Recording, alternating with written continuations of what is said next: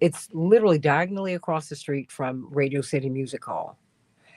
It is, which is a block from MSNBC and NBC News, which is two more blocks from Fox News, which is where I've worked.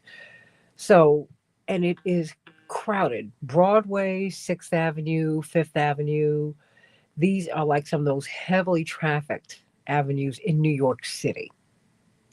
And at this time of year, Christmas time, I mean, it's packed. Now, mind you, that was during the shift change. So this is just as things are really ramping up in terms of activity in New York. He was shot at 6:44. They discovered at 6:46 a.m. So I said, wait a minute. And this was done so brazenly with a silenced gun. They said it's a veterinary gun. There's a lot going on. And he was able to get through New York. Um, and we need to talk about that. I mean, he moved through the city very, very quickly.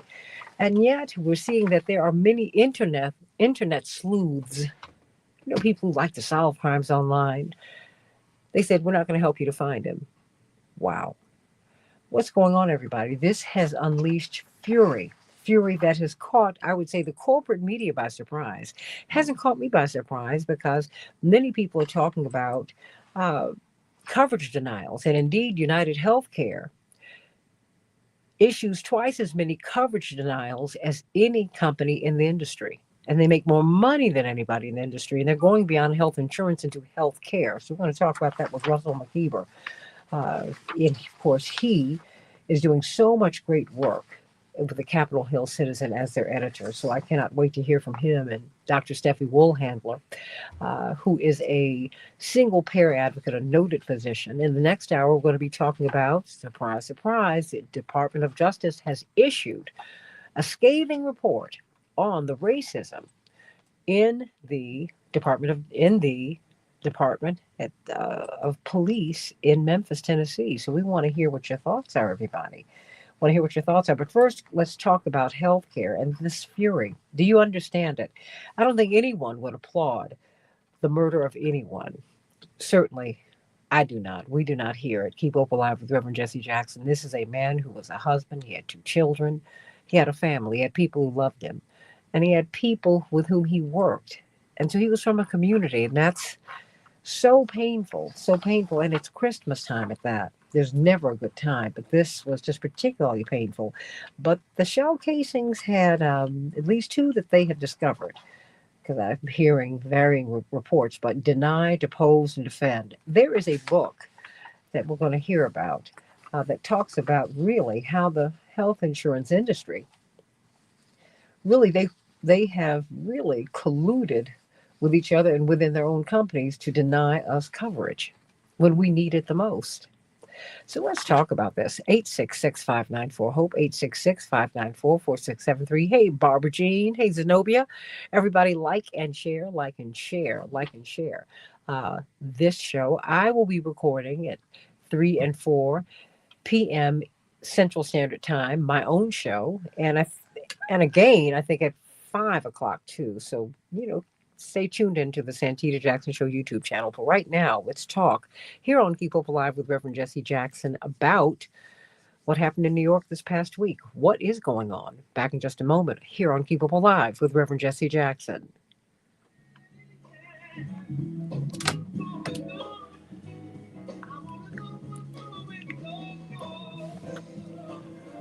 You are being used. 1-866-594-HOPE. That's 1-866-594-4673. Thank you, Jeremy.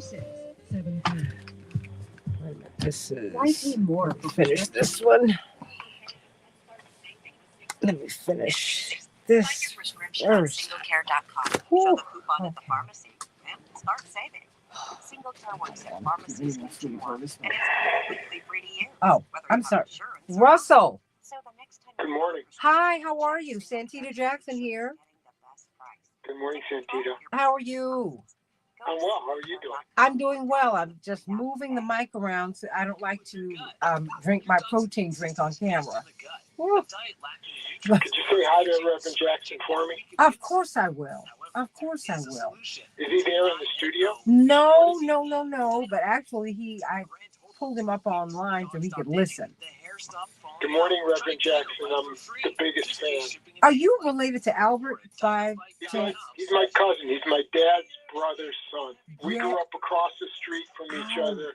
And I know that Al worked with Reverend Jackson during one of the On the campaigns. campaign, he was head of the Arab desk. Arab Yeah, I American know. desk. We had 60 people at our Thanksgiving, all the Mokibers. And you know, Craig, if you want a good guy on the Middle East, Craig Mokiber, he's our cousin from Niagara Falls. He's wonderful. Former UN guy, resigned. Connect me. I had no idea, Aaron. If you would do me a favor, I'll send you the Craig Mokiber contact. Yeah. And Albert too. Yes, I'll send you his contact. I mean, oh my gosh! I said, well, you know what? It's like, please, every other Black American is a Jackson. So, I mean, what's that mean? So I'm like, well, I said, well, maybe. Yeah, Mokiber. I mean, you can't go wrong with Mokiber. If it's Mokiber, we're a cousin. Well, you know, it's in your DNA, and so I just said, because he was head of the desk. I mean, let me tell you. He's got pictures. Albert's got great pictures of him, Senator Alberiz, Reverend Jackson. Oh, look, it was, people ask my father, oh, what was it like when Dr. King asked you to go work for him? He said, it wasn't a long line now. So, how's Reverend Jackson doing? How's he doing? He's actually doing well. I'm going to leave here and go to church with him. Excellent. But you know what I'm going to do? I'm going to, if you don't mind, I'm leaving the studio to go with him. If you don't mind, I'd like to call you and put him on the phone with you. I'd love to speak with him, yeah. Okay, and he might be hard to understand. He just got out of the hospital yesterday. And when do we do that? After we do the interview? Actually, it would take me until 10:30, 11 o'clock your time. Is that okay? I'm going to be out on myself. But try on the cell phone. I'll see. But I think I'm going to be out. Well, if not, I'll do it in the mornings are best. Before 3 o'clock. Call me in the morning sometime. That'll be great. I would love to do that. He's going to be so excited. Oh my gosh. And I'll try and patch in. What we should do is try and patch in Albert. Oh my gosh. He would love it. Yeah, that'd be wonderful. He would love it. Once he gets rest, you can really understand him. But when he's not rested, he's very, very difficult to understand. Because the Parkinson's is quite advanced now. But all in all, his health is quite good. So look, I'm not going to complain because Russell, I mean, for my father to still be living. What a life. What a life. And the good thing is the Jacksons and the Mokibers have done this together, which is great. Moving forward. Yeah. Moving forward. Oh my gosh, this is so wonderful. You have no idea. You made me smile this morning. This is great. I remember sitting at his desk, and boy, we were kind of out here by ourselves at 84, at 88, but 84 for sure. Hold on one moment, please. Okay. You're listening to Keep Hope Alive with Reverend Jesse Jackson. Call 1-866-594-HOPE. That's 1-866-594-4673.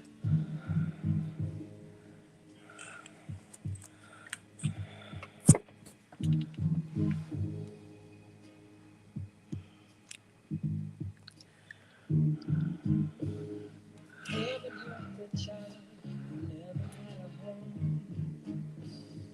Heaven help the girl who walks the streets alone. Heaven help the roses if the bombs begin to fall.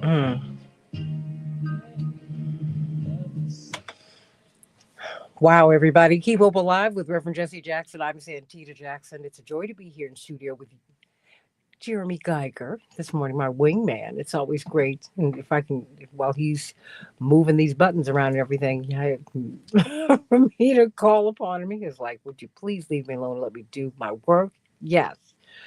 Hey, everybody, call us at 866-594-HOPE, 866-594-4673. Well, Russell Mokiber, the editor of the Capitol Hill Citizen, we encourage you to become a subscriber. It's a tremendous, tremendous news outlet. And Working with one of Reverend Jackson's dear friends and brothers in the struggle, Ralph Nader. It's so good to be with you, and just found out that we have another relationship. The head of the Arab American desk during the 1984 campaign, Albert McIver, is his cousin. And I said, dare I ask? And oh my gosh, I'm so excited. Not that I'm not excited about you, Russell, but this is just yet another link. I love it because I love Albert. I'm so excited that we're all connected here. But talk to us. You've done so much research.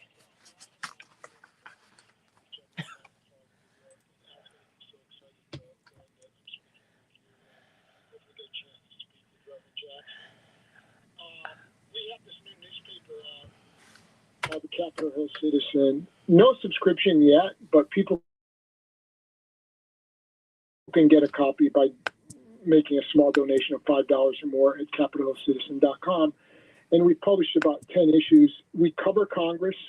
We cover the instrument of change in the United States, including on health insurance. And when the CEO was walking down the street Wednesday morning, and everybody has seen the video now, where he's walking down in this blue suit, and a masked man, apparently a young man, comes up from behind him and just shoots him dead with a silencer and then runs away.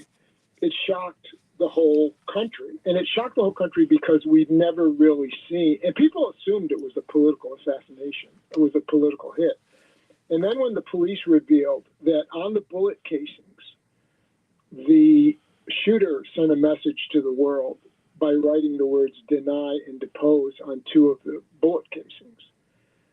People started scrambling to get an understanding of what was going on. And the corporate press really didn't understand what those words meant. Mm-hmm. But the American people understood. The elites didn't understand because they didn't face it. The American people understood. And immediately there was a torrent of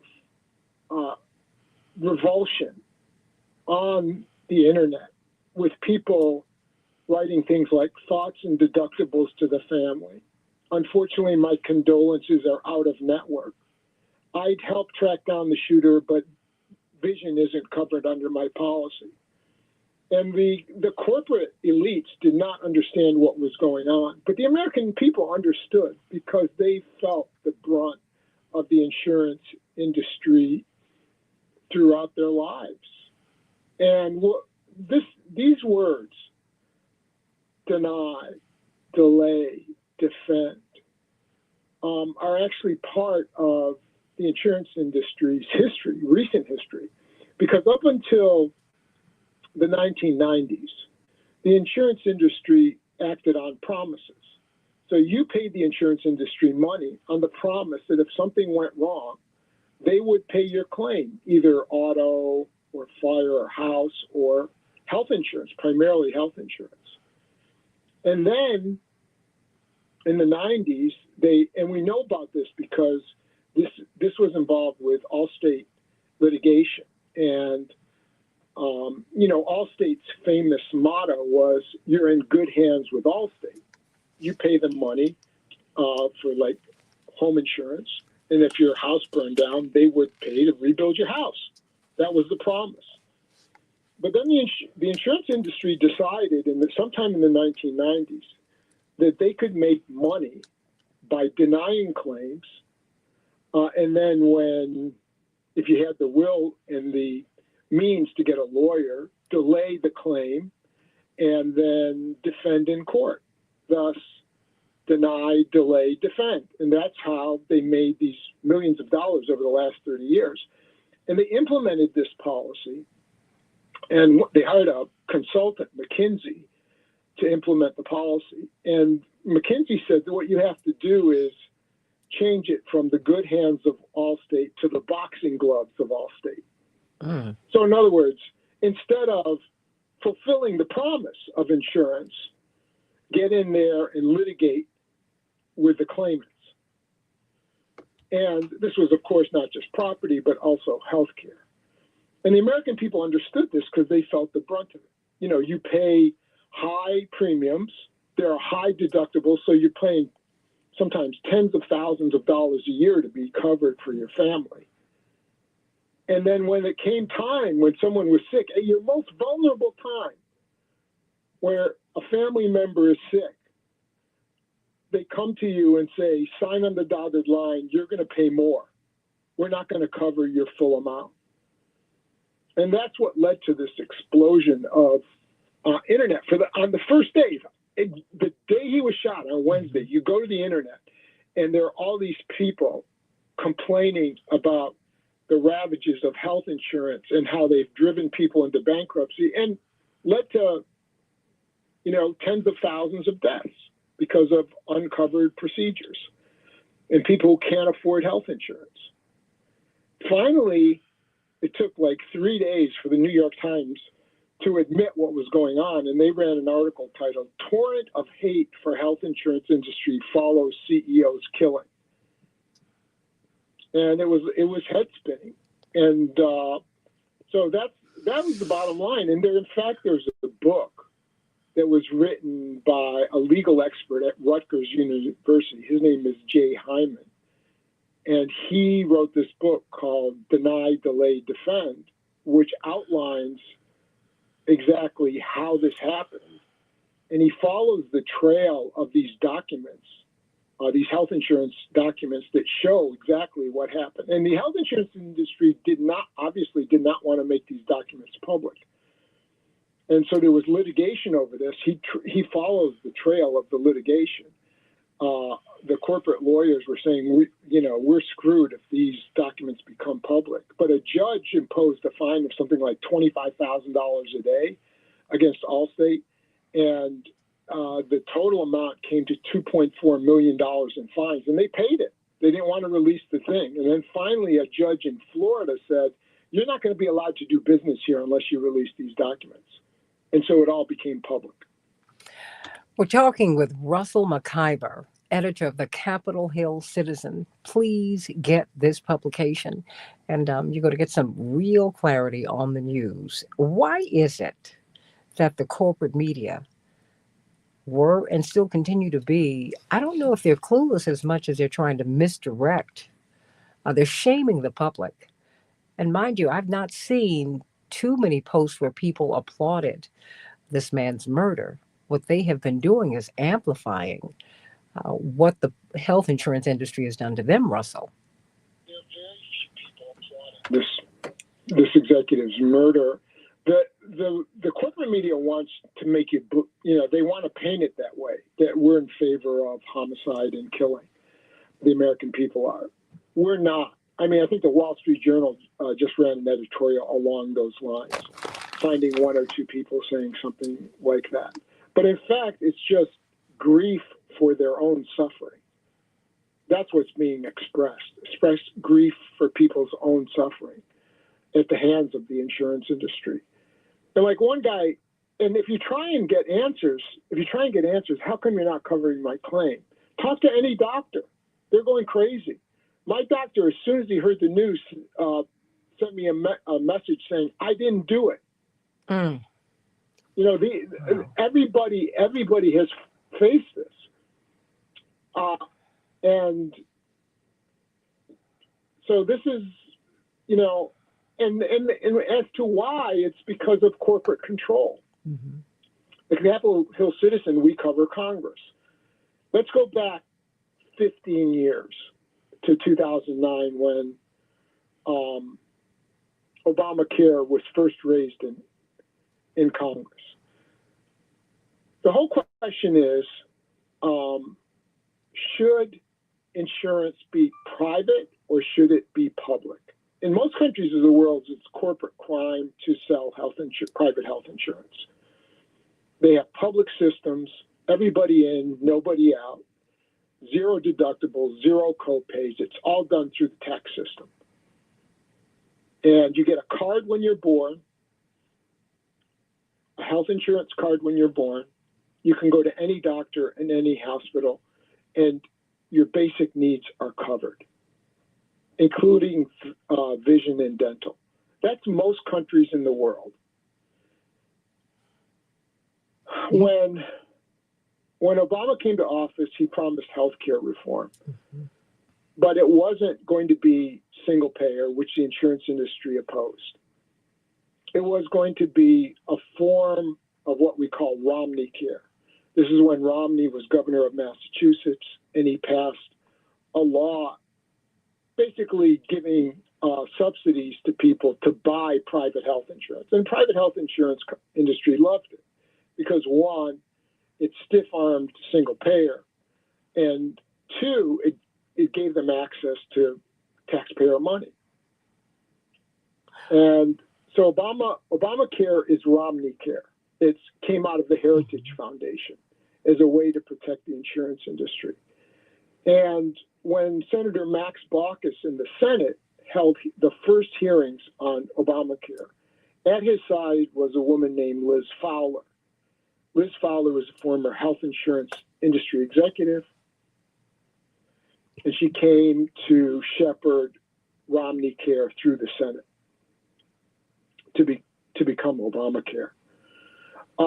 A group of doctors and nurses and myself went to that first hearing, and we had been negotiating with the senator to get a single payer activist to testify, just one out of the hundreds of corporate executives who would testify, or 10 scores of people in that corporate executives in that room who were observing this, and corporate executives testifying on behalf of Obamacare. We wanted one person to testify in favor of Medicare for all single payer. Get rid of the insurance companies, have one single public insurer, Medicare for all. And they would not let one person testify. Never mind, the thing passing the Senate. We just wanted to have a hearing on it, and they wouldn't allow it. So we stood up and asked for a seat at the table, and they had us all arrested.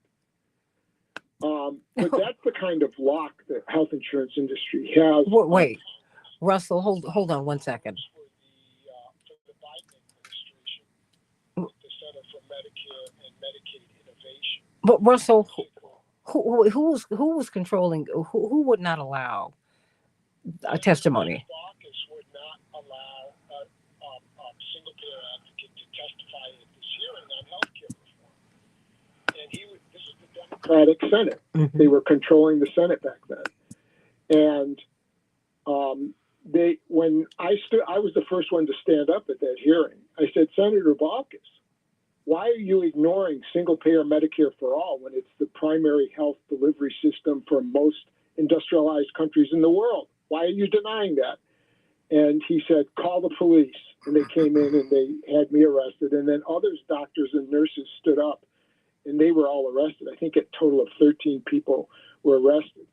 If you type in Baucus 8 into Google, the stories will come up about it. And that was the resistance to the Democratic corporate control of this issue. And it's remained the same ever since.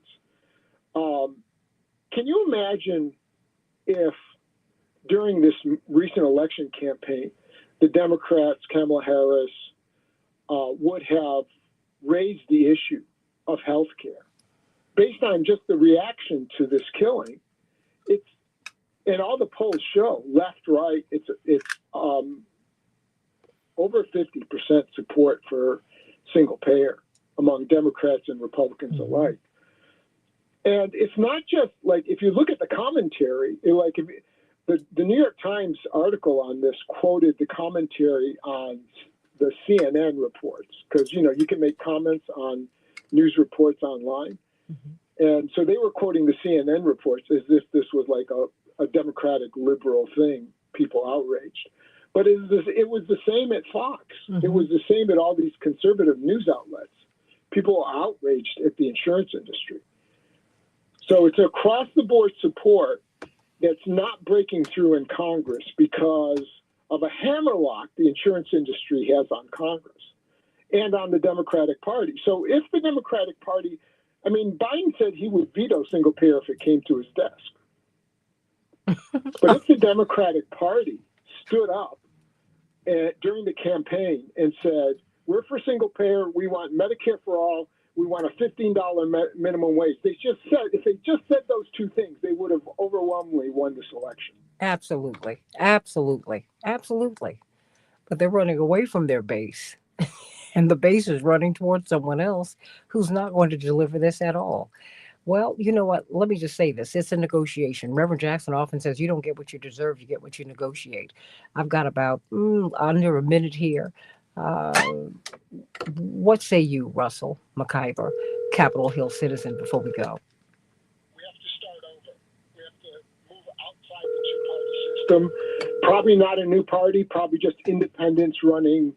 And we covered this in the Capitol Citizen, independents running. One of the big things is that people can get on the ballot. There are ballot access hurdles, but it's not that difficult to get on the ballot as an independent. And we cover those issues in Capitol Citizen. So get a copy, capitolcitizen.com, and let's move forward together as independents against the corporate state. The fine tradition of Ralph Nader. I love it, love it, love it. And the McIver family. There you go. Let's talk about this, everybody. 866-594-HOPE, 866-594-4673. What do you make of this moment? Will there be real change in the healthcare system in the United States behind this? This is big. Internet sleuths have said, we will not help you to find this man. Wow. What's going on, everybody? Back with more of Keep Hope Alive with Reverend Jesse Jackson in just a few minutes.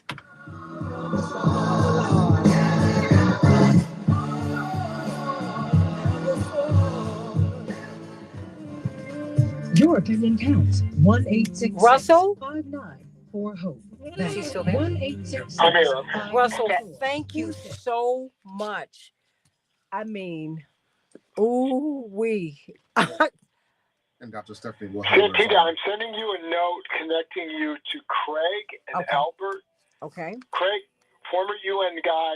Oh, I know. I'll send you I know who your cousin is. You know Craig, okay. Oh yeah. And I don't know him, but and I I'm- know who you are. I know all of you. okay, so I'm connecting you and Albert, and then hopefully we'll get a chance to speak with Reverend Jackson sometime this week. Oh, absolutely. I'm gonna when I get home. Not home. I don't live with my parents anymore. Thank you, Jesus.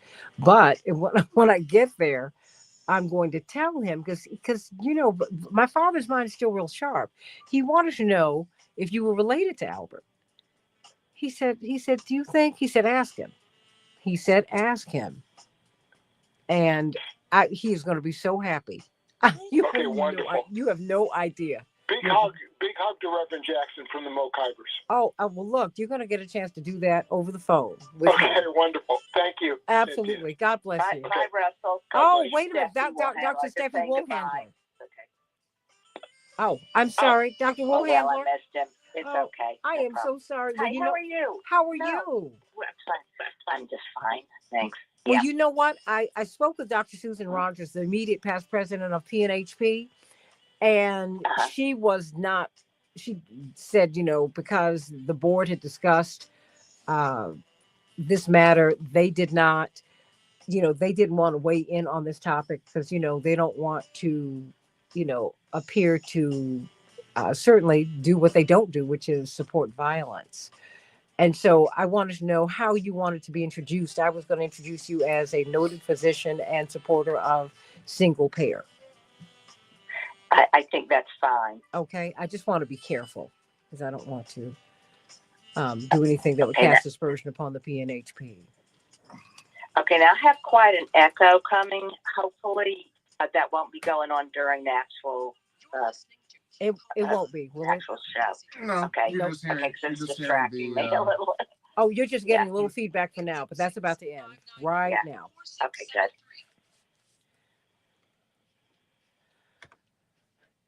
Hey, everybody. Keep Hope Alive with Reverend Jesse Jackson. Coming up, in the next hour, let's talk about the racism on the Memphis Police Department. Wow. The Department of Justice has issued a scathing report, but where will that report go in the last 40 odd days of the Biden administration. Where will it go during the Trump administration? But let's talk about healthcare in America. Wow, a torrent, as the New York Times put it, a torrent of hate has been unleashed toward the healthcare industry in the wake of the assassination of the CEO of United Healthcare, Brian Thompson, 50-year-old husband and father of two. Indeed, this is the biggest health insurance company in the United States. And they have twice the denial rate of any company in the United States. Let's talk about this, everybody. They even have an AI app that they have adopted that does reject 90% of the coverage requests.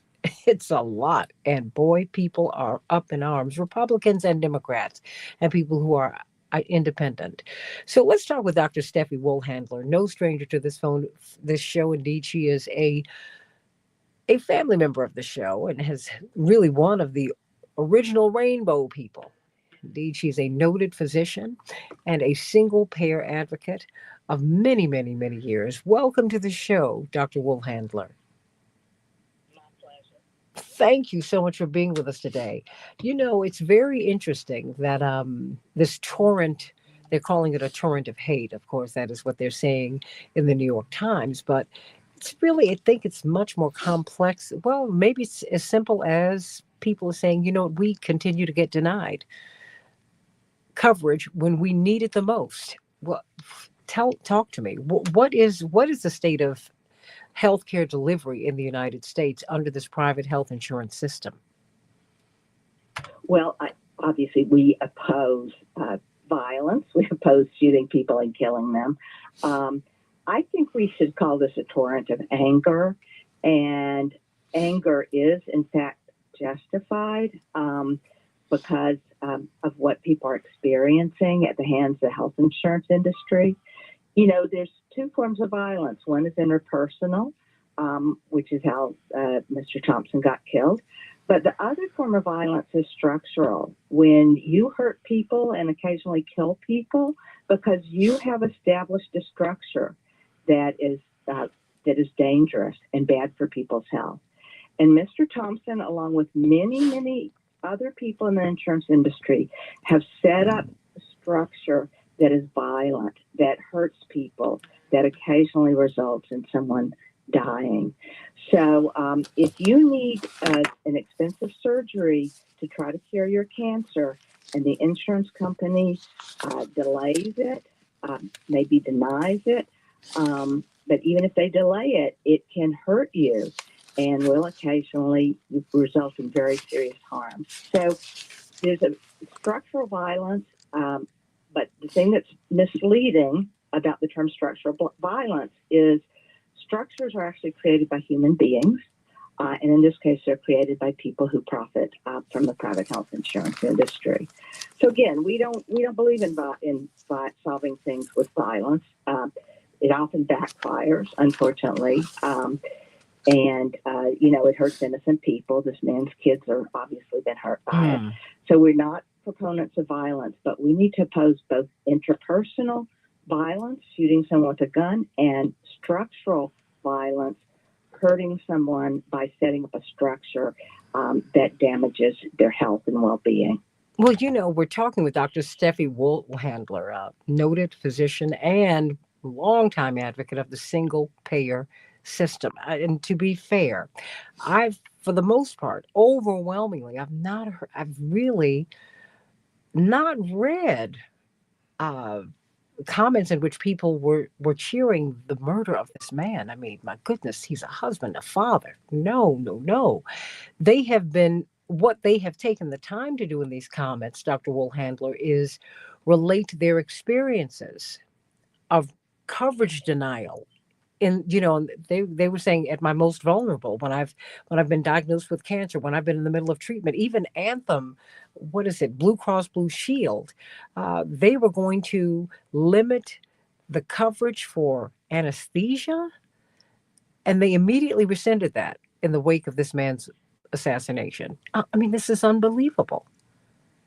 It's unbelievable. Many countries like Canada, just a couple hundred miles north of where I'm standing, Canada doesn't have this issue because They have national health insurance, a single payer system. All hospital care is free. All doctor care is free. They have had charges for some drugs and for mental health care. They're in the process of making all medically necessary drugs free and making all medically necessary mental health care free. So other nations that are very similar to the U.S. in many ways have healthcare systems where you and your doctor decide what you need and the healthcare system pays for it. And that's a real possibility for the United States. It's a type of reform that was supported, for instance, by Bernie Sanders in his campaign. It was supported by Reverend Jackson when he ran for president. A system called single payer, some people say improved Medicare for all, that kind of system would get rid of the private health insurance industry. I'm not saying it's nirvana, but it does mean that financially people are always able to afford the care that they and their doctor decide they need. Dr. Woolhandler, what is the single payer system? Because because it seems that when you say that in corporate media, at least, people are afraid you're a communist, you're a socialist, you're a blasphemer. And I want to know, what is the single payer system?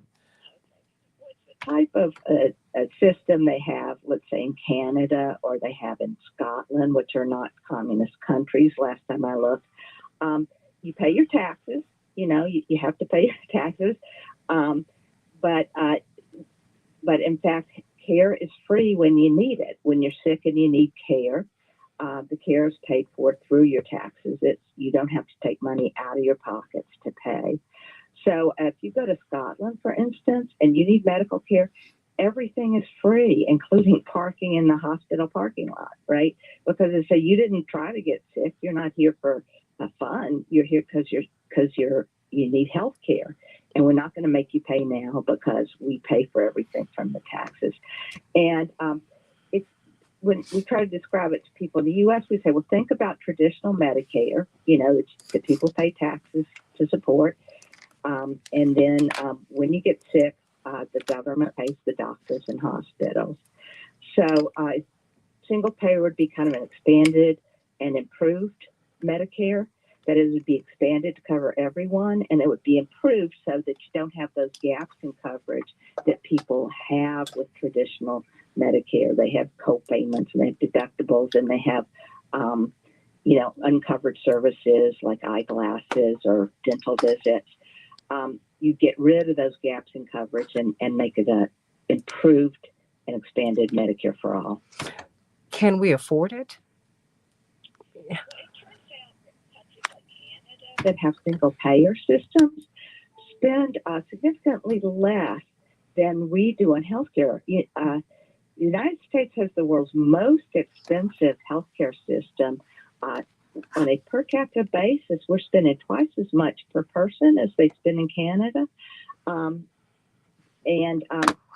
The key to understanding why Canada can do this is the issue of all the administrative costs and waste.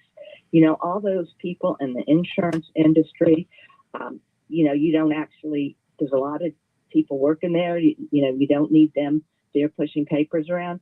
Frankly, you don't need hospital billing departments, and because hospitals wouldn't have to bill under a single payer system, you could fund them the way we fund a fire department in the U.S. You pay the taxpayers pay for it out of a lump sum budget. A lot of the billing in the offices of doctors like myself would be greatly simplified so that if I go to bill a patient, I don't need a giant staff to do it, or go to bill a bill for the care of a patient. I obviously wouldn't bill a patient, but bill the public system for a patient. I wouldn't have a whole lot of paperwork. Turns out Canada only spends about 14% of their healthcare dollar on billing, administration, and paperwork. In the U.S., we're up to spending close to 31% of our total healthcare spending on administration, and that's just a big waste. there's about 17% of all health spending that's just wasted on unnecessary administration.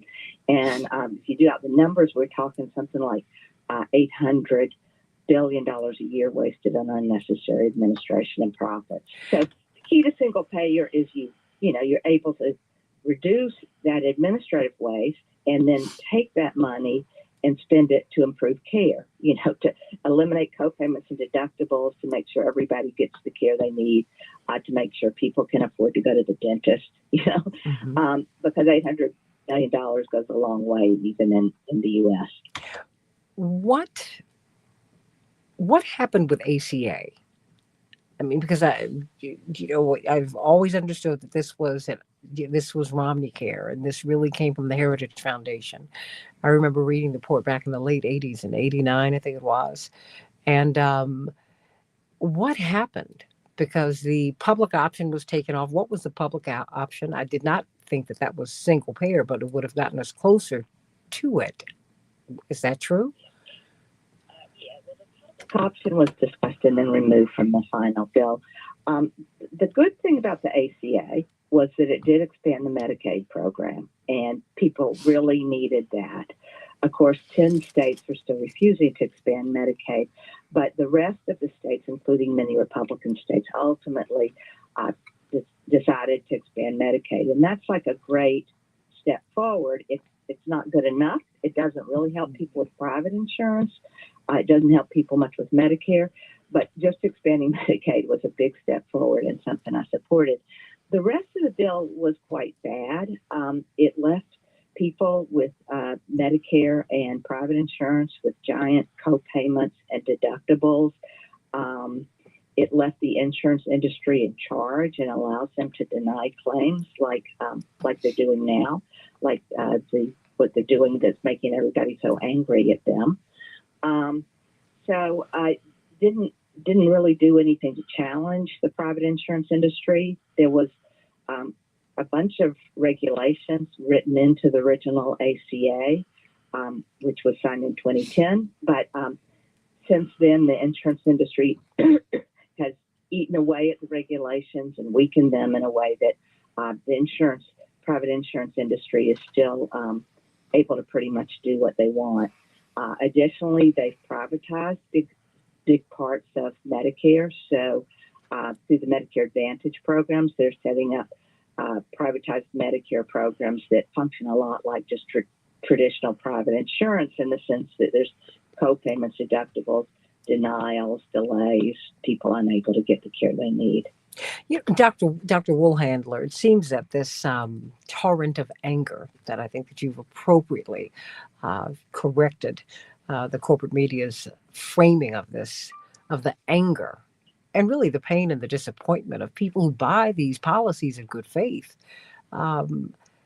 They feel betrayed, and they have been. I mean, so many, it's just so many. You have to fight the companies, and you have to be ready to fight them. I mean, you have to lawyer up.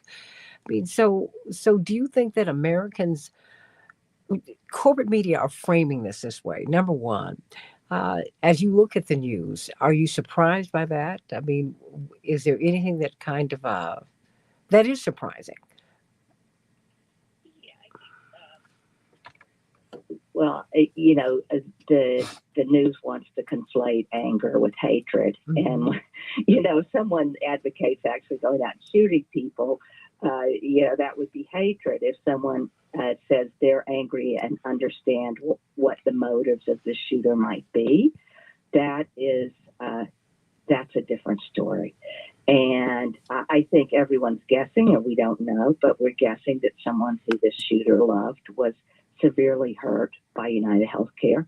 We don't know that, but that's people's guess. And none of us had any problem imagining a motive for a shooter. And that's because we understand why people are angry at the private health insurance industry. The media wants to just conflate this and say, oh, anytime I say I understand his motives, that's the same as saying we agree with his methods. We're not saying that, and I haven't seen that very much. I'm sure some of those comments did say that, but most of the comments have been talking about anger and talking about the fact that when the insurance industry says we care more about our profits than we care about the health and lives of our enrollees, they're degrading human life. They're saying human life is not important. And we should not be shocked that that other people start to feel that way, you know. So I think the media is purposefully trying to conflate anger with violence, and that's not the same thing. I'm angry at the insurance industry. I'm not about to do something violent against them, and they should not conflate those two things. Well, and it seems that they're also, it seems, I understand the media and how they operate because they shape consensus, they shape the narrative. They're trying to move people away from criticisms of the industry and real healthcare reform. And I don't know if it's going to work this time because you tell me your thoughts. I agree with you. I'm not sure it's going to work. You know, I think people need to keep saying the insurance industry is wrong. They're doing things that hurt people. They put in place a structure that's visiting structural violence on a lot of people.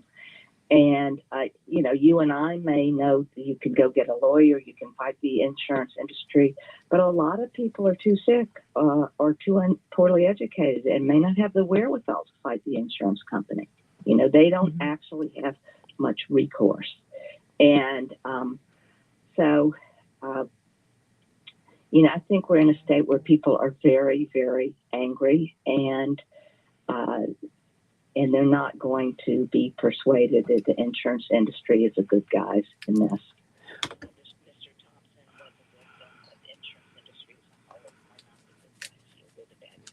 They've been the victimizers. I've got a couple of minutes before we go. What do you want Americans to know? Because I think that this is crisis creates opportunity. That is a wonderful symbol in the Chinese language for that. And I think this is revealing a profound crisis. This is the anger that drove the 2024 election. It's really dwelling amongst within the American body politic and within the American public. People need to figure out a constructive way to direct that anger, and one way is to activism to try to win a single payer Medicare for All program to get the private insurance industry out of the middle of healthcare.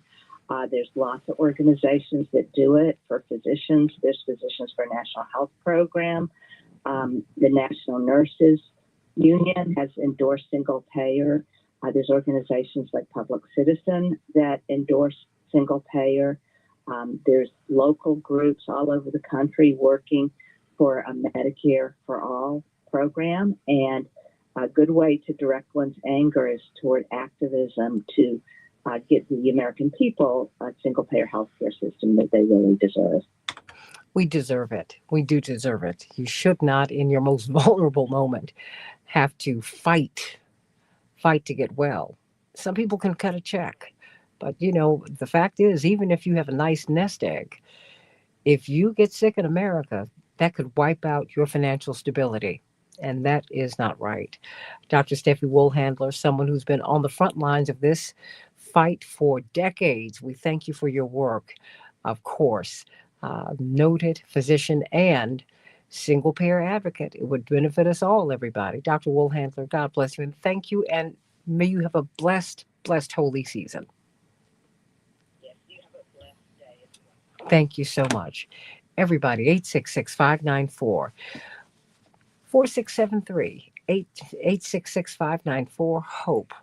What do you make of this? And you all are talking, I mean, Renee and everybody, you have a whole lot to say. Carol, sending you much love. My sister, Hanukkah is upon us. Carol, sending you so much love. Back with more of Keep Hope Alive with Reverend Jesse Jackson in just a few minutes.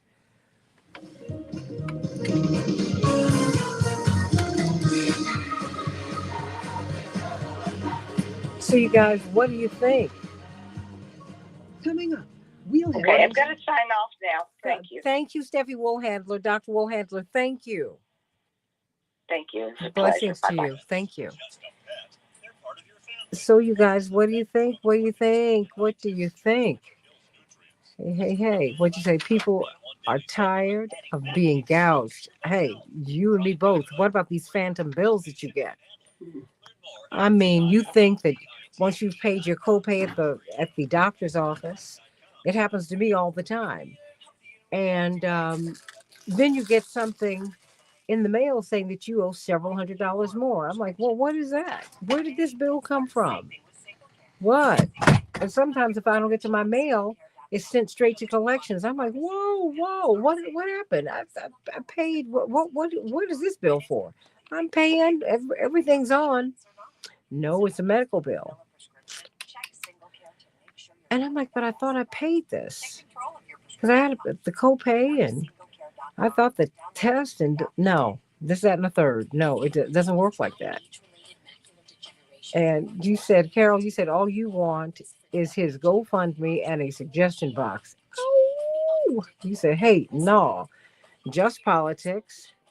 How else will anything change? Well, you know what? Certainly I do not espouse violence, but I will tell you this. This man was able to evade capture in New York City, and he's been able to evade it throughout the country wherever he is. And I was reading a story in the Daily Mail that said that internet sleuths have said, I mean, not, it didn't say, it went on their line, it went on their social media, and I went on their social media as well. And they were explaining why they will not help the police find him. They said, oh, no. I mean, a lot of people are on his side, a lot of folks. And they're not saying that they believe that anyone should have been killed. Oh, gosh, come on. Can you imagine how his wife and his children feel? Yes, he and his wife are separated. What does that mean? That doesn't mean anything. They've got a family. This is not the way they plan to spend their Christmas season. This is awful. That having been said, a lot of people have had to bury family, or they've had to fight while their family member or friends, loved ones are suffering with diseases that can either be painful or terminal. And you're trying to extend people's lives, and you have to fight with the company. You have to fight with them to get the right drugs. No, we'll give you the generic drug. I remember when I had weight loss surgery 20 years ago. Well, thank goodness my father was able to really make my case before the insurance company, because they said, well, okay, she can have, okay, she's definitely a candidate. She meets the requirements because I was super morbidly obese, as that's the medical term for it. And I was a little more than 200 pounds heavier than I am now. And they said, we'd found a particular surgery with the best surgeons in the world. And they said, well, we understand that surgery is much more effective than even the one that we're recommending to her, but she can't have it. He said, oh, no. I said, well, I'll get a lawyer. He said, no, I'll be that lawyer now. And I'm not burying any children. So we're going to work this out, which thankfully he was able to do that. And my brother went to bat for me as well, who was in Congress at the time. How many people get that space? And that's part of the reason that I'm taking this so personally, because people are being gouged. And 80% of the bankruptcies in this country are driven by health care costs. You know, this is awful. 10 seconds. Awful. You're listening to Keep Hope Alive. We want to hear from you. Please email your questions or comments to Reverend Jesse Jackson at 2, keephopealiveradio.com. 1, you're live. Hey, everybody. Keep Hope Alive with Reverend Jesse Jackson. Well, these conversations that we've had with Russell McIver of the Capital Citizen, and Dr. Steffi Woolhandler, noted physician and proponent of the single payer system, have given us a lot to think about. I hope that we will think about this. We certainly do not espouse violence. Brian Thompson's family, they are in tremendous pain today, and our prayers and thoughts and love, and it just goes out to them today. But it also goes to the 68,000 Americans who have lost their lives because their coverage was curbed or denied.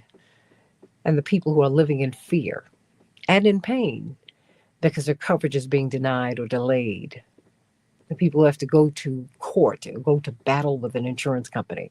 That's absolutely unnecessary. I've been out of the country. I've gotten ill. I've had to work. I've had to perform. I've had to sing. And they would send a doctor over to the hotel, and I would go to my purse to, to get a charge card or get a check so I could pay for it. And the doctors looked at me, Jeremy, like I was crazy. They said, no, no, no. We're doctors. You're sick. We take care of you. But that's not so in the United States. And that's not right. It's not right. Let's talk about racism in the police department of Memphis, Tennessee, from the DOJ. Their scathing report says what's happening to Black people in Memphis is criminal. Back with more of Keep Hope Alive in just a few minutes. Thank you for listening to Keep Hope Alive with Reverend Jesse Jackson. For more information on upcoming shows and guests, please visit our website at www.keephopealiveradio.com.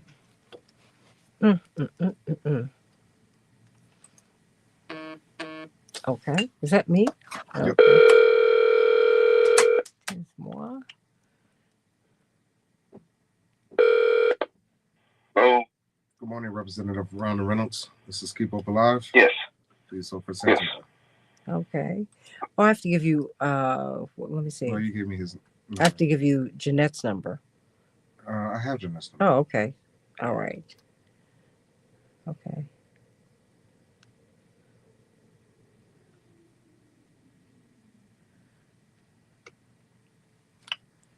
Okay. Okay.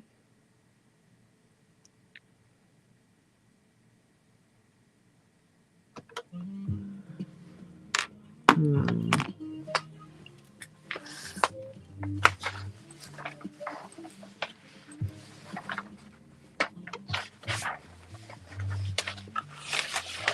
Good morning and welcome to Keep Hope Alive with Reverend Jesse Jackson. The views and opinions of this program are not necessarily the views of this station, but strictly of our host and his guest. To speak with Reverend Jackson, call 1-866-594-HOPE. That's 1-866-594-4673. And now, Good morning. Good morning, Attorney Jesse Jones. Jackson. This is Keep Hope Alive. Please hold for Santino. Okay.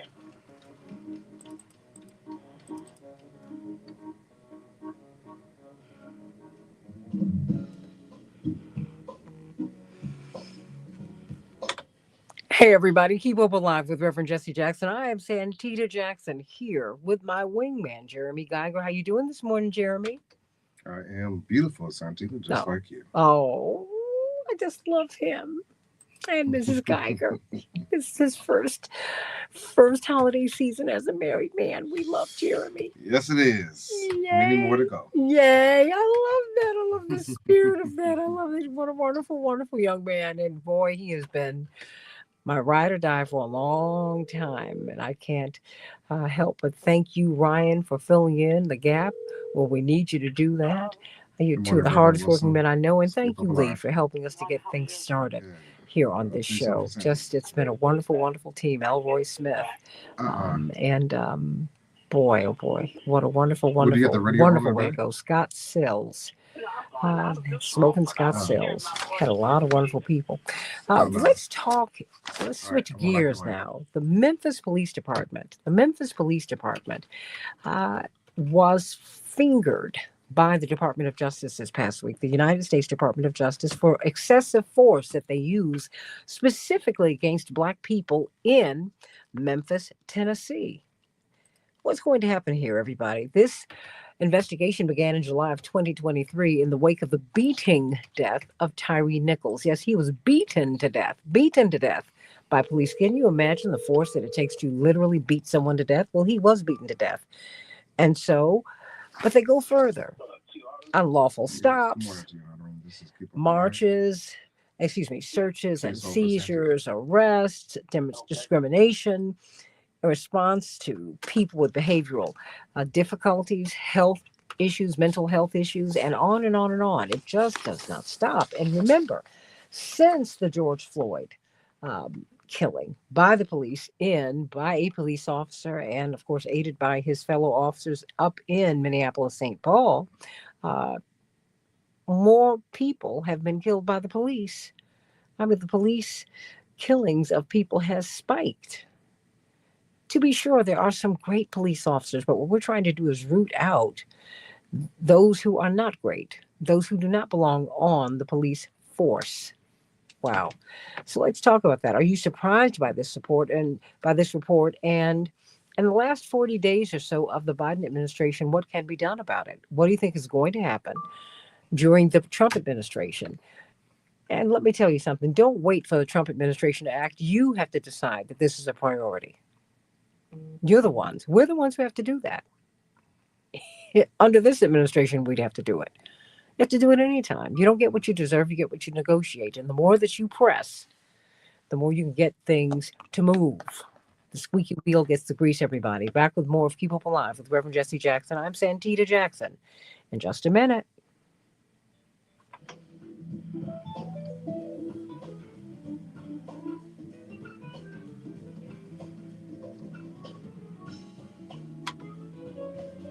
Your opinion counts. 1-866-594-HOPE. That's 1-866-594-46. You want to say good morning to your guests? Oh, yes. Now, who do I have We here? have Tia Hardiman on. Tia Hardiman, Reverend Jeanette Wilson, Attorney Gerald Jones. Yes, hey. He was letting me know all who are here. Hey, Attorney Daryl Jones, T.O. Hardiman, Reverend Jeanette Wilson, and Representative Reynolds. Hello. Good morning, everyone. You all will be hearing from me in a little bit. Please check your text because I'm getting my shows together for this afternoon. I've got to do like 3 of them. Are you more interested in talking about Reverend Wilson? Are you still hearing yourself back? It's easy. Is she? No. Okay. What is that? The sound. There's somebody moving next to her phone. Oh, okay. I want to know if I can get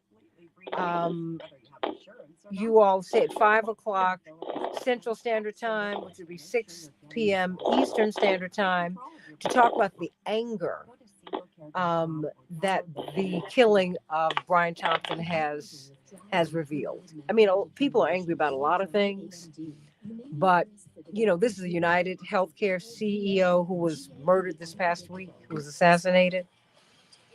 And the corporate media are very interesting in that what they're doing is shaping the narrative, and they're saying that people are cheering his death, and that is not what I'm hearing. People are really telling their stories of denial, of refusal for coverage by these companies. And indeed, United Healthcare is the biggest, and they have twice the refusal rate of any company in the country. Or would you rather talk about this at 5? What do you think? What's more pressing to you? Come on, you all. I'm taking my soul poll. I like that topic. Talk about it. Like what happened to the guy in New York. But at the same time, you got another hot button issue. The young guy, the guy that was just he beat the manslaughter charge that killed the African American guy on the train up in New York.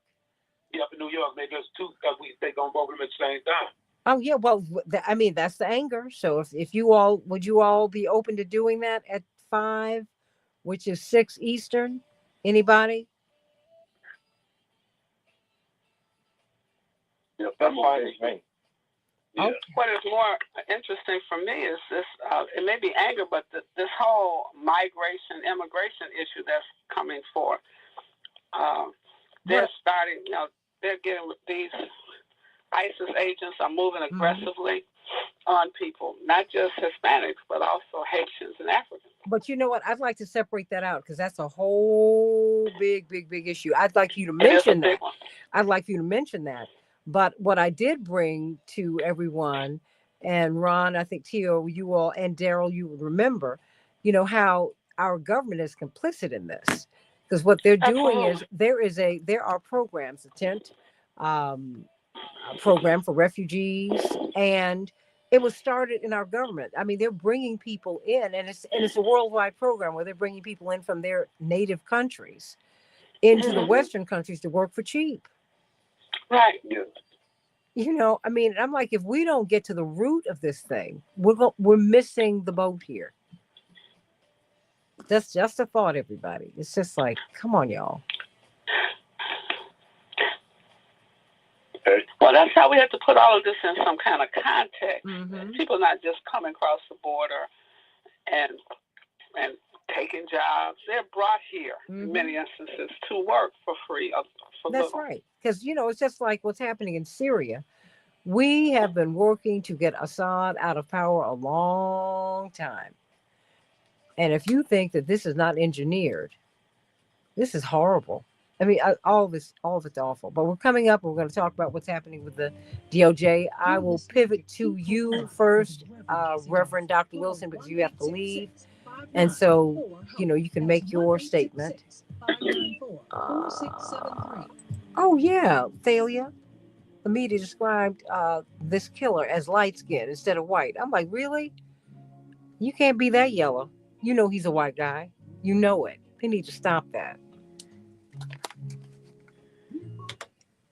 Hey, everybody. Keep Hope Alive with Reverend Jesse Jackson. I'm Santita Jackson with my wingman, my technical producer, actually, Jeremy Geiger. It's always a joy to be with you as he is drinking his healthy drink this morning. He's so healthy. I love it. I love it. Let's talk about something that really is not funny. Tyree Nichols, we talked about this some time ago.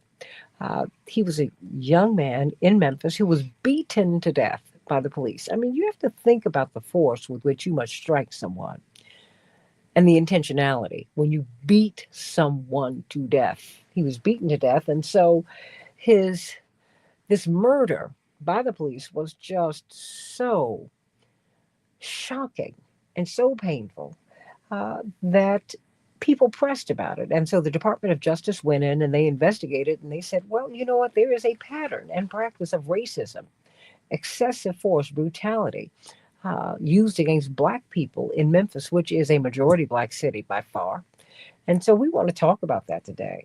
What can be done? Is there anything that can be done, anything that can be said about what's happening in Memphis in the last 40 plus days of the Biden administration? What can we press for? What do we press for during the Trump administration? I don't care what their inclinations are, everybody. The fact is, Reverend Jackson has taught us that you don't get what you deserve, you get what you negotiate. So, we have to stop licking our wounds about November 5th. We have to move forward. There's a lot of work that we have to do, everybody.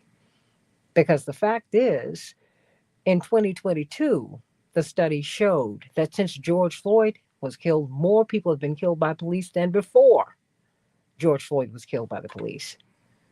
So there is something that's endemic, something that's in the system, something that's baked in the cake that promotes violence against people of color and Black folks in particular. We need to talk about that. Let's talk about it. 866-594-HOPE, 866-594-4673. And if you still have thoughts about what happened with Brian Thompson over the past week, you are free to call 866-594-HOPE, 866-594-4673. And as you do, I do hope that you will put Rainbow Push under your Christmas tree. Please go to rainbowpush.org. Over the next few weeks, we will, every Saturday in December during Founders Month. Indeed, this organization was founded December 25th, 1971. But Reverend Jackson's ministry goes back 60 years. We give food away. Please, please, please get registered. And of course, as we talk with Texas State Representative Ron Reynolds about what's happening in Memphis, as we talk with Attorney Gerald Jones from the Transformative Justice Coalition, Violence Interrupters, T.O. Hardeman, a former gubernatorial candidate here. He got about 30% of the vote in Illinois, nothing to sneeze at. We're going to start with you, lawyer, pastor, of course, educator, director of the Push Excel program, Reverend Dr. Jeanette Wilson. What do you make of this DOJ report? What did they say? Once they are called in to investigate crimes initiated by law enforcement, they conduct a very thorough investigation, as Loretta Lynch did in Chicago, and they will determine whether this is one isolated instance of misconduct or if there's evidence of a pattern and practice of discriminatory behavior illegal behavior on part of members of the police department. And they look at the rules that the police department use. They look at the internal orders that are issued to police officers. And so in Chicago, as an example, we're under a consent decree because once they find evidence of discrimination and that there's a pattern in practice, they file a lawsuit against the city, and then they can require the city to be placed under continual scrutiny. This action by the Memphis. Hold on one moment. Hold on one moment. For the uninitiated, what is a consent decree? We hear that bandied about a lot, but most of us do not know what it is. It is the city and the government enter into an agreement, a consent agreement, under a court order that will be monitored by a judge to make sure that the elements of the decree are implemented appropriately. And so it's just like you reach an agreement in court. If you have if you're a defendant and you go to court and you enter a plea, there are some parts of it that it says what you commit to and then what the state will commit to. So in this instance, the city agrees to change certain policies within the police department. They change some issues of oversight to make sure that police officers are operating properly. It will also suggest that they have certain training protocols that new training protocols that police will have to follow to make sure that these kinds of practices do not continue to happen. With the Memphis case, here we are almost at a holiday. They will not, if the DOJ doesn't file a lawsuit, or even if it does, it will not be heard prior to the new administration taking office. You will have a new U.S. Attorney General. Whether or not that person will follow and implement the conditions that this Department of Justice is recommending is unlikely, in my opinion. And so Memphis will continue to do what it is doing right now, what it has done in the past. It will not improve. Now, what people in Memphis can do is look to the state attorney general and have them do an investigation. The problem you have is we often tell people, Santita, all politics is local. We generally don't know who's running for a state attorney general. We don't even know who they are. We don't focus on the power of that office to have state oversight on cities within the state's boundaries. I think that we're in trouble for the next several years from a federal oversight position. Now you have to go back to what America was fighting against, and that's a states' rights agenda. Well, but let me ask you, what is the point of negotiation? I mean, because since George Floyd was killed, police killings have gone through the roof. And so clearly we have an issue, whether a Democrat is in office or whether a Republican is in office. I mean, police violence, particularly as it's directed toward Black people, is just, it continues to grow, Reverend Dr. Wilson. Of it is the police are protected by a union called the Fraternal Order of Police. It's a national union. It's extremely powerful. And even police officers that would do well are part of the police union because it provides a lawyer if they get sued. They get serious protection. The union, however, is not a part of the consent decree. The consent decree will be with the city officials, and so the head of the police department will say, I'm going to implement it, but you are now barred in many ways based on whatever is in the pre-existing union labor contract. So it doesn't have the kind of impact that it should have. In Chicago, we sat with the different chiefs of police and worked with them to look at how they were going to implement this consent decree. It never happens because you got to change police orders down, all the way down the line. You have to look at training protocols. It takes time and a real commitment by the entire department. It's not going to change if the police union says that this is negatively going to impact officers and prevent them from having the freedom to do their job. In Chicago today, we still have police officers operating outside of what we would consider to be legally protected practices, and yet they continue to do it. We've had that young man, but he did the jump out officers on the southwest side. They jump out, kill a guy in a car, and then act like he was the aggressor. Unbelievable.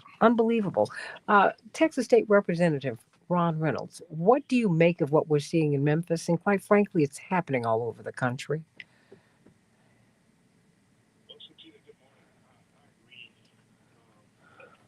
With all of the previous comments, and I want to add that what's most tragic about this is two things. First of all, the police are there to serve and protect. These are the people who are supposed to be the guardians of protection for our communities, not doing harm to the very communities that they're sworn to serve and protect. So that adds insult to injury, that the very people who are supposed to protect us are the ones who are causing the problems and the inflicting the pain and harm discriminatively, because this finding came from an investigation where they revealed that this was a pattern and practice. So it wasn't isolated. It wasn't a one-off.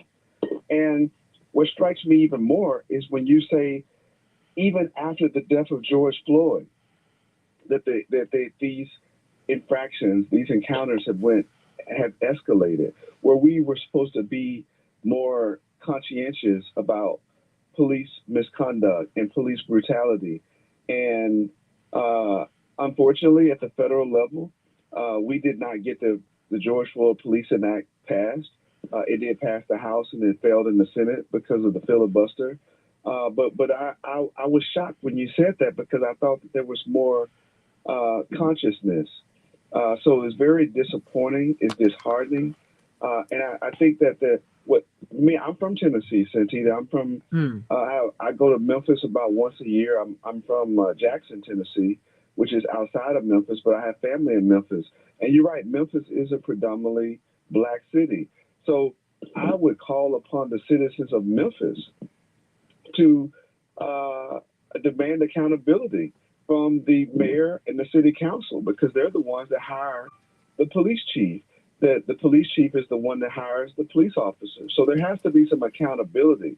We cannot expect, I'm just going to be very transparent, that the Justice Department come 2025 will keep this investigation or this accountability in place to enforce a consent decree. We don't know what's going to happen, but we know that the local people can demand accountability at the local level, regardless of who resides at 1600 Pennsylvania Avenue. So I'm going to call upon Memphians of good conscience to demand accountability and change immediately. That there's transparency now with what happened, and the response from the city attorney is, "Oh, they rushed the investigation." Well, that's a really poor excuse. I don't see you defending what happened to Tyreek Nichols, because it's indefensible. I don't see there's any defense to the report. And so I think that's a lame excuse. And they know that there needs to be systemic change. And so I think that the NAACP, I know the Urban League has already issued a statement, and I think other civil rights grassroots organizations, everyone of good conscience needs to coalesce and make sure that regardless of what happens in January, that they press and they make wholesale changes, because they cannot allow the police continue to target Black and people and the disabled community, the mentally challenged community. They're preying upon people that are vulnerable. They're not going over to the wealthy, affluent areas and doing the same thing. They're targeting poor people, Black people, and disabled people, and that is the most vulnerable of them, and shame on them. So I'm excited that we're talking about this, Santita, because this has to be exposed, and I appreciate the Justice Department for bringing this out and not sitting on it. So I think this is very timely, and I think that we need to wait, not wait, to act now. Well, we have to do something because the Mapping Police Violence Report, Attorney Daryl Jones showed that uh, 2023 was the most homicidal year that police have had. I mean, it's like, okay, after George Floyd, you saw things beginning to drop off in terms of the energy, the fire, at least that the white community had before the summer was over, before the summer of 2020 was over. And there was so much that was driving that. I mean, beyond the horror of watching this man killed on camera, we were in the midst of this pandemic. People were locked in. It was just a lot going on, but that was devastating for everybody. That having been said, this continues. What do you make of this report, and what is the path forward as far as you can see? Thank you, Santita. And yeah, let me just start by saying that Representative Reynolds could not be more on the mark with regards to the action that needs to take forward. Yeah, and let's take a step back and let's just remember a little bit with regards to what was happening in Memphis, Tennessee, with the Tyree Nichols case, and what really was the genesis of the consent decree that was being sought. And one of the things that we've got to remember is that this is a case that was brought up to the chief of police that was there in the city of Memphis, Chief Sterling Davis. She is the same chief of police that came from, or deputy chief at the time, in Atlanta, Georgia, and she headed up their Red Dog unit, which was a unit that was meant to do jump outs and the jump out boys and really inflict violence on communities, on marginalized communities that they believe would not have the ability to complain. And so this is what we see now being repeated that was in Memphis, Tennessee, and this is what prompted the Department of Justice to do the investigation and to come up with their recommendations and the finding that there should be a consent decree that should be entered. It was the excessive force that was in Memphis. It was the resistance from the elected officials to the DOJ report that's going on, and when we're looking at this, the stop and frisk that they're, that are going to be, discriminatorily applied against Black folks and people of color, the protectional stopping them for no reason at all, and then doing, in-depth investigations into the people. All of this is what was going on with the Memphis Police Department, all under Chief Davis's watch. And so now you have, as Representative Reynolds was laying out, you have the city attorney in Memphis saying, no, your investigation, Department of Justice, was rushed because you only used 17 months when the others took like 2 and 3 years. Well, folks, it only took 17 months because it was so offensive on its face that they didn't have to go that deep to see the discrimination that was there. And so the question then becomes, what is the path forward? And here's the problem there. We know that with President-elect Trump, he is against his administration, is against consent decrees. They don't favor them. They want to favor law enforcement and do things. And his words were bringing back stop and frisk, so the officers can just go in and do what they want to do. So the consent decree is not going to be the element, the instrument that can be used to address what's happening in the city of Memphis. Then you start looking at the state level. Well, can we go to the Attorney General's office for some type of relief? The problem there is in the state of Tennessee, you're going to be in a conservative legislature and a very conservative-minded body that is not going to be friendly to what's happening to those that are, at the hands of at the end of the baton of the police officer. So that brings it to what Representative Reynolds was laying out. It brings you down to your local prosecutor and the local election and the local people that can then apply that pressure in the city of Memphis to try to get this to stop. In order for this to stop in the city of Memphis, from my analysis, they're going to have some type of adjustment from the chief of police, who right now is behind the police with what they're doing. That's where it's got to come from. And that's where the pressure has got to be applied. And it's going to be a very difficult situation because you're going to have many elected officials that are behind the chief with regards to trying to crack down and violating these very basic rights of the individual, Santita. Reverend Dr. Wilson, I literally have about 90 seconds before you have to go. What thought would you like to leave us with as you go preach today? All that has been said, I am from Tennessee as well, from a little town 60 miles outside of Memphis, Ripley. And so there has been a pattern and practice of discrimination in the state of Tennessee. We saw those young state legislatures get put out of the halls of the state we're going to have to focus locally. We're going to have to make sure that we help organize people in Memphis and throughout the state of Tennessee. It's not just in Memphis, it's all across the state of Tennessee that you have these patterns and practices. The oversight will not come federally. We must push for oversight from the state and from the county that Memphis sits in. And so there's a lot of work we must do, and all of our organizations, not just writing letters, we're going to have to support and organize and train people on how to respond to these kinds of issues. We will not have federal support that we once had, at least from the Justice Department. We will not have that, I don't think, in 2025. Well, you know what? We will get what it is that we negotiate. We have to push no matter what. It's very clear. With 2023 having been the most homicidal year that police have had, no matter who's in office, you must push, and we have to get involved. We have to push. It's going to be harder over the next 4 years, for sure. But we can still make it. Back with more of Keep Hope Alive in just a few minutes. Call us at 866-594-HOPE. Back in a minute. People get ready for the train to dawn. Picking up passengers, coast to coast. Jeanette? Yeah. Tina? Yes. Ma'am. Thank you so much. Yeah. Okay. I will try to get with you at 5. Just send me the information. Okay. Okay. All right? Yes. And have a great day. Hey, you too. God bless you. Bless you. Thank you for yesterday. Oh, thank you. You don't have to thank me. Yes. Talk. Yeah. All right. Tina, Uh-huh. just want to let you know, make sure you don't forget I'm on the line. No. I was trying to get her off. She has to go preach. Oh, no, I know. Okay. No. You also have a guest, Chris from the park. Okay, here you go back on the air. I'm bringing you on, but I had to get her. She sent me a text letting me know that she's going to be off. Okay. That she needed to leave. Okay, Gotcha. So pardon me. So I didn't forget. I was trying to No, give everyone their full measure so that everybody can make their statement. Okay. For sure. Okay. Thank you. So we have Chris from All right. Park. Yes. Okay. I will go to him after we hear from T.O. Hardiman. T.O., give us your book. Yeah, interrupting gun violence. Stand by. Public health Stand approach. by.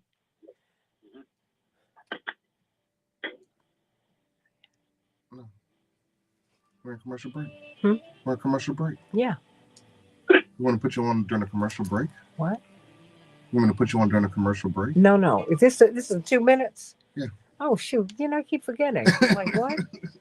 Oh my gosh! I'm sorry, Tio. You can talk. It's like what you say. Do you want to come on during the break? You can. Which is nuts. Right. I don't want to come on during the break. No. That's what Jeremy was saying to me. He was like, if you want to come on during the break, you can. I was like, oh, okay. Yeah, right. Oh my gosh! Here we go. Oh.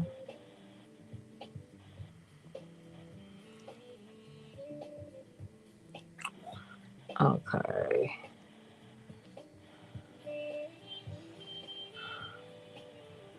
Okay, love you, Jewel. Love all of you.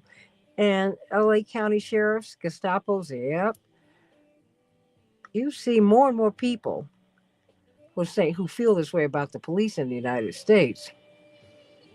But Thalia said the media described the New York shooter as light-skinned. Can you believe that? Instead of white? I'm like, these folks need to cut it out. 50% of the officers in police in Memphis are Black. Thank you, Renee. Yep. But it's called the blue. It's called the blue line. Everybody, they bleed blue. After we march to get them those jobs. That's awful. But you got a lot of good police officers too, and sadly they are attacked from within the department for pushing for reforms. So it's going to take a real sustained fight by all of us. Stay right there, everybody. We're coming up. You're listening to Keep Hope Alive with Reverend Jesse Jackson. Call 1-866-594-HOPE. That's 1-866-594-4673.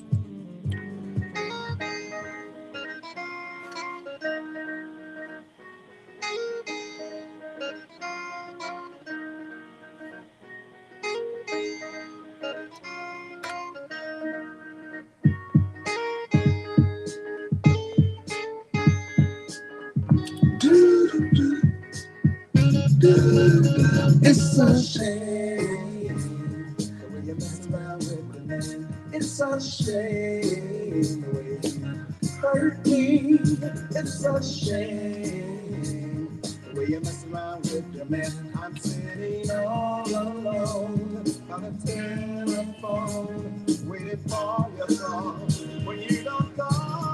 Hey, everybody. Keep hope alive with Reverend Jesse Jackson. I'm Santita Jackson, the Great Spinners. That was G.C. Cameron, who was leading the group at the time before the great Felipe Wynn, of course, took the lead.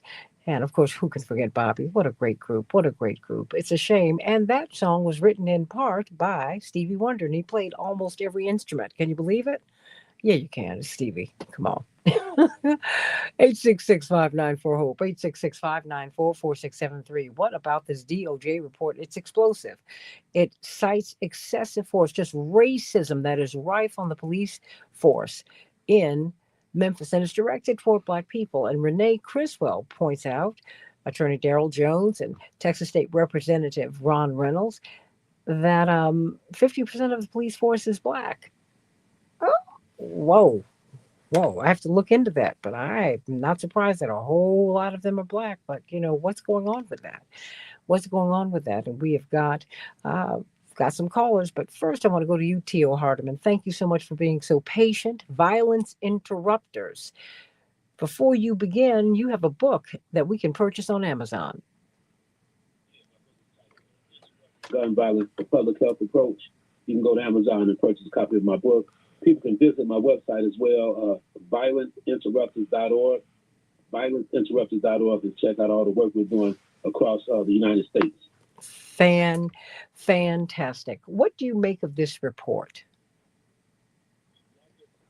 On the report, it's nothing really new or surprising, for me, based on the fact that there's a preponderance of evidence that dictates that a lot of police departments across the United States have the same issues. It's just that it takes, the Black Panther Party for self-defense fought these issues in Oakland, California back during their time and day, and it appears nothing really changed over the last 2 or 3, 4 decades. It's totally unacceptable that at the same time, the Memphis Police Department, they refuse to enter into a consent decree, relationship with the Department of Justice based on the fact they say they want to do more research and review the findings before they enter into such a consent decree, right? So it's nothing new. The officers that killed Tyre Nichols were African-American officers. This mindset, I know some people say it's 50% African-American police there in Memphis, but it's the color blue. That's the color they hide behind. So, the beat goes on when it comes to policing in the Black community. Like in Chicago, I was one of the guys along with your father, a lot of us, Reverend Livingston, we shut down Lakeshore Drive because of what happened to Laquan McDonald. We shut down Michigan Avenue, but at the same time, I'm 50-50 Santita and everybody because, our people kill each other too on a regular basis. Sometimes people don't want to hear this argument. They say the police are here to serve and protect. I agree. I've been on the front line standing up against police brutality and excessive force, but at the same time, we kill each other in big numbers. In Chicago today, only 3 people have been killed by the police. 1 is too many, don't get me wrong, but only 3 people have been killed this year. Since we put more of a microscope on police brutality and excessive force, it's kind of slowed down in Chicago, I must say, if you look at the numbers over the last 10 years, all right? So my take on it is that it's nothing new, and hopefully the Memphis Police Department will change because it's been decades of, see, when you talk about police-involved shooters and excessive force cases, that's just the tip of the iceberg. We talking about wrongful conviction, like Cook County used to be the #1 wrongful conviction county in the United States. So there's other forms of abuse that people don't talk about, wrongfully incarcerated people, convictions, then you got people caught up in the system that shouldn't be in the system. So, the river is very, very wide when it comes to this issue of Santita. That's the only thing I really wanted to say.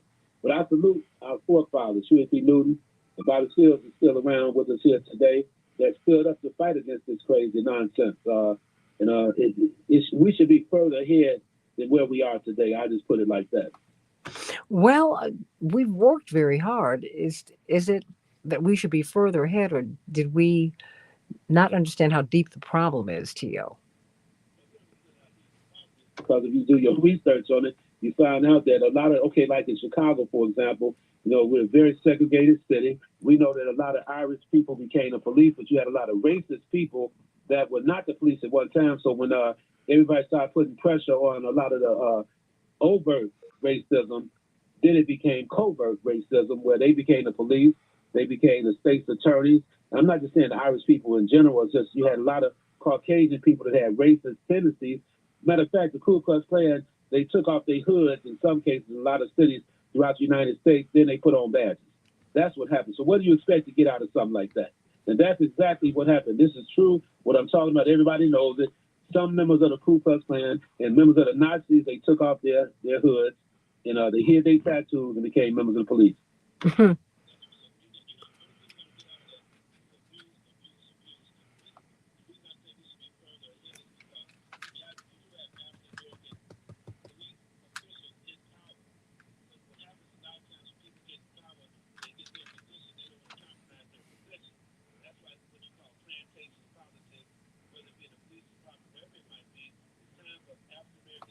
Police, you have some solid white officers out there as well. See, I'm not against the police. I have police friends out there as well, and police that I do support. But the reality is that when you don't call your colleagues out, that means you're playing into it. And Dr. King, injustice anywhere is injustice everywhere. And that's where the police fell asleep at the wheel right there, in my opinion, because a lot of police officials, they overlook it. A lot of these police that get caught up in excessive force and police brutality case, like the officers that killed Tyre Nichols, they had a history of abusing people. Everybody knew it was like the Goon Squad or something like that. Everybody knew this. And them officers didn't look at Tyre as a black man, even though they were black men themselves. They looked at him like, look here, man, you don't mean nothing to nobody. We're going to do what we want to do because we know we can get away with it. Everybody, Theo Hardiman, violence interrupters. Let me go to Chris from Oak Park. Chris, what's on your mind today? Good morning. Oh, bless your heart. Much love to you and yours.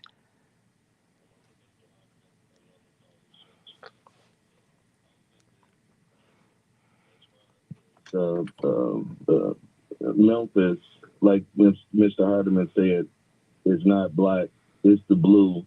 And sometimes, you know, I think they get caught up in the pack mentality. And since the white brethren officers get away with certain stuff, sometimes it, you know, falls upon the black officers, you know, with that same, you know, illegal behavior. Here in Chicago, with our consent decree,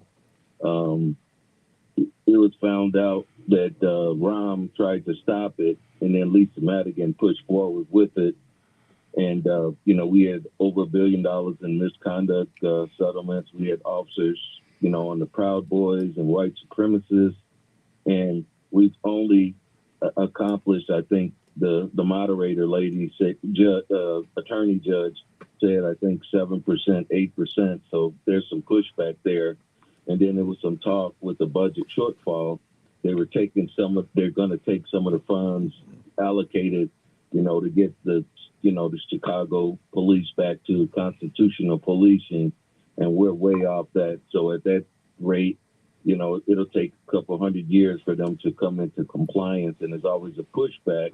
And unfortunately, with the police union here, you know, it's very adversarial to the, you know, black community, brown communities, and, you know, not like the, you know, wealthier citizens. And, you know, in Chicago, there's a lot of work to do.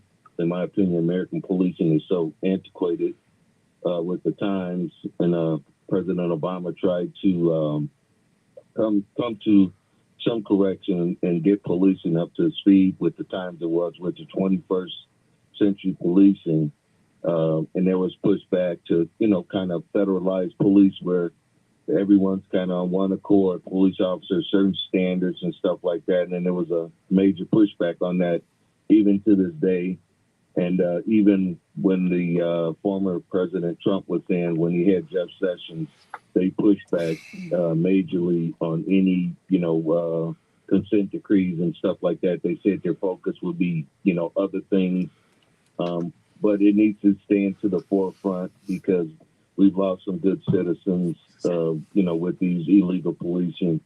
The Guardian has a great piece on police shooting statistics of unarmed people killed in the United States. Mm-hmm. And sometimes it conflicts with the police, the local police. Sure.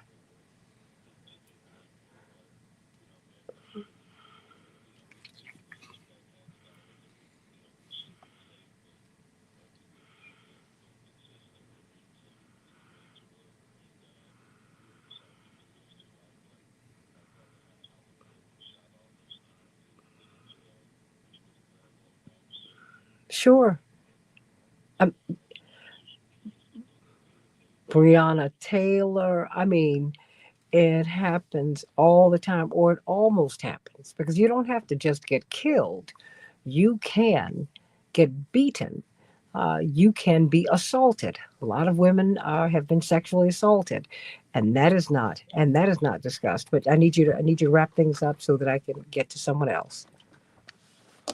Mm-hmm. Mm-hmm. But Chris, you know what? I think what we have to understand, I think we have got to really mature in our politics. You're going to get pushback. You're pushing forward. You're going to get pushback. What we have to do is not end our activism at the day that we vote, at the ballot box. What we have to do, stay right there, Chris. Let me go to you, Texas State Representative Ron Reynolds. We have to continue to push all the time, because you're telling me, like, okay, I realize we have a Justice Department that might not be hospitable to us, and let me tell you something, you don't have friends anywhere. What you have are people who might be more inclined to respond to your political pressure. That's all. But in politics, you don't have friends. Let that go. Let that go, please. No permanent friends, no permanent enemies, just permanent interest. That is real, period. The great thing about cities like Memphis is that the demographics, they can change their destiny. They have the electorate. If the people decide that they won't change, they can demand change at the ballot box. It doesn't have to be, oh, we were going to wait on lip service. They can get action with their votes at the local election when it comes to the next mayoral race and the next city council races, and make a referendum and demand change immediately. That's what the citizens of Missouri, of Memphis can do. So I'm hoping that they aren't just complaining. I mean, yes, there's a certain time to march and protest, but that is only part of the action. You got to get in the ballot box and vote your values and make sure that you're supporting people who are going to protect the community. And yes, it is on their watch, because they're the ones that hired them. So they have to have accountability, because they're the ones that entrusted this police chief to then maintain their police force. So yes, the citizens need to speak with their voice, and they need to speak with their vote. Well, Attorney Darrell Jones, I mean, I've got a couple of minutes here. I mean, because that's what you saw Ahmaud Arbery's family do down in Georgia. They looked at the political tools at their disposal, and they sought justice, and they've been getting it. Attorney Jones. With that, Santila, that when Ahmaud Arbery was gunned down by three white racist men, the prosecutor, Jackie Johnson, at that point, was not going to do anything to prosecute them. In fact, is reportedly indicated that she told the police not to arrest the men, to let them go home. And it took much longer to have the Georgia Bureau of Investigations come in to be able to get the arrest in that case. And that just really goes to show, I think, what Representative Reynolds was talking about. Interestingly, this Wednesday will be in Brunswick, Georgia, because now Jackie Johnson is going to trial. On Wednesday, we're going to be there for the motions hearing where the defense attorneys are trying to get the charges dismissed. But the family's going to be there each step of the way. And it shows the level of commitment that the community must have for those that they elect to take care of them. She was elected to take care of this community and ended up turning her power It's a torture to this family, and a very against the very principles for which she was elected, the purpose for which she was elected. And Santita, and lifting that up, when we talk about the chief of police in Memphis, right? The chief of police is the one that is appointed by the mayor or mayor of Memphis. So, the accountability of that mayor, the accountability of the police chief really falls in the hands and the fingers of the voters in the city of Memphis. We can't look for the Attorney General in Tennessee to do anything. The Attorney General of Tennessee is appointed by the justices of the Supreme Court. That's how they get that position. The justices of the Supreme Court are generally appointed, for the most part, by the governor of Tennessee. So we're not going to get that accountability going through those areas. It's got to be on the local level. It's got to be that grassroots level for Memphis to get the change that it wants, to have the enforcement fairly of policing practices that are not discriminatory against Black people. So, I think the Ahmaud Arbery example is a great example, and that's what must be implemented not only in Memphis, but any place where we see these discriminatory practices occurring.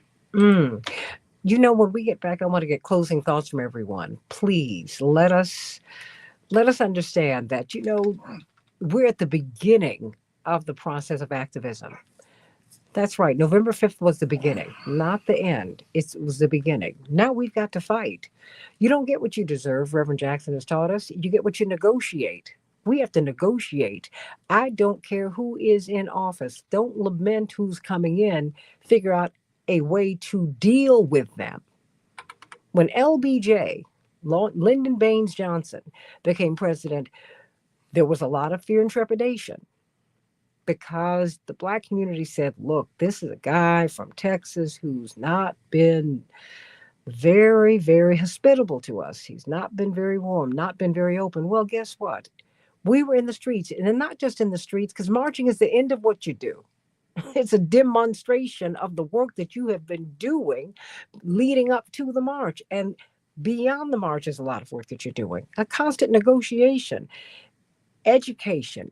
You're learning about issues. And then you are in a negotiation with the power structure. If they don't move, then you go into a demonstration. That's the way that works. Then you have another negotiation so they can end that demonstration. And you continue to fight. You continue to press. So now what are we going to do about this? The Biden administration was not your savior. It's just an administration. That is it. You're your savior. Well, hey, in this season, I say Jesus is the savior, but Jesus is the way. Showed you how to fight the power. That's what you got to do. Fight the power. That's what we've got to do. We've got a lot of work to do. Going to get some closing thoughts from this magnificent panel. Please put Operation Push, Rainbow Push under your Christmas tree and join us at Rainbow Push every Saturday from 9 to 11. And please call 773-FREEDOM, 773-FREEDOM, if you want to get a food basket. Mariano's has partnered with us. It's a fantastic grocery store chain here in Chicago.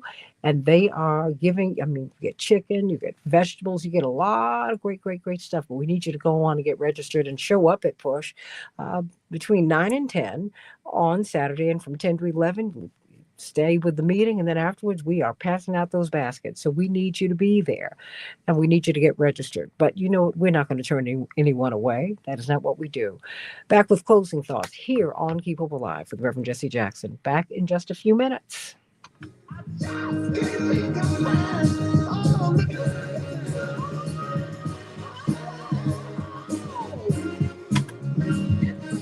Coming up, we'll have closing thoughts. I have loved from this song Reverend since Jesse I was a Jackson, child. right here on Keep Oh Hope my Alive. gosh. Ooh. Why pay more for prescriptions? Stop overpaying and start saving with single. Well, my wonderful gentlemen, Find your prescription on I will be sending you all some information on start saving. what is it? Single Care works at pharmacies On this, and is on completely the free. killing of Whether this, you have insurance or the not. killing of this CEO. Check Single Care Healthcare, CEO. Oh yeah, yeah. I mean, because the internet sleuths, it's very interesting. All the stories I've been bumping into. They are refusing to help find this guy. They're refusing. They're like, oh, no. I'm not going to help you find him. You know how many people have died because of decisions that they have made? Oh, what? I mean, it's unbelievable. It's not really unbelievable because you know that with your insurance is not assurance that you're going to get care. That's the horrible part. And I'm not, to be fair, I have not seen people cheering the death of this man. What they've been doing is explaining to you, well, this is what I dealt with my health insurance company. That's what they've done. Okay. And what the corporate media have done is they've reframed it, everybody. You know, Daryl and Ron, what they've done is reframed it so they can stop people from talking, so they can shame you into silence. And that's not going to work. 80% of the bankruptcies in this country are driven by healthcare costs, even when you are privately insured. Haven't you gotten these phantom bills? You think by paying your copay, you think you're free and clear. You get home and you get several $100s worth of bills, $1,000. You're like, well, where'd this come from? Oh, yeah. No. I mean, even for something as simple as a broken leg, I mean, that can cost you a lot of money. Come on. Too much, Santita. Look, I've been there because I broke my leg and I was like, how much is this going to cost me? What? I've got a high deductible. Yes, indeed. Oh my gosh, unbelievable! It's terrible. But I will be sending you all a link when I get that. But I'm running out of here so I can, as soon as I'm done, so I can go to church with my father this morning. Okay. Oh, Senator Warnock is going to be over at Fellowship. T.O. Oh, really? Today? I had 10:45. Yep. Wow, that should be amazing. Now that's a good thing. Yeah. So if you want to go on over there. Okay. Yeah, I might stop by there. Are you gonna be there? Oh yeah. Okay. I want to get a chance to talk to the senator. Absolutely. Right. So Operation Push, y'all had a good event over there on Saturday. Wonderful. You need to come next week. It was wonderful. Okay, I'll stop by next week for sure. Absolutely, it was wonderful. And even Chairman Fred stopped by. We had Bobby Rushton, Yeah, I noticed that. G. Flint Taylor. It was really wonderful. Yeah, my good friend Bill Lowry was there too. Oh, look, it was great. Jim Montgomery was there. It was just a wonderful, wonderful, wonderful day. Okay. So please come on over. And thank you, Jewel. That's right, Renee. Fight the powers that be. I'm not mad at y'all. So, okay. So we're going to wrap this up very quickly as soon as we're done here. And then I will see you all this afternoon. And speaking to everybody here at 3:00, I'm going to be talking about healthcare. At 4:00, we're going to be talking with Fred Hampton, Chairman Fred Hampton Jr. And then at 5, you're going to hear this crew again, so we can talk about the anger in the electorate. Everyone, we're going to have literally just about 30 seconds apiece for everybody. Okay? 10 seconds. We want to hear from you. Please email 5, 4, 3, 2, 1. You're live.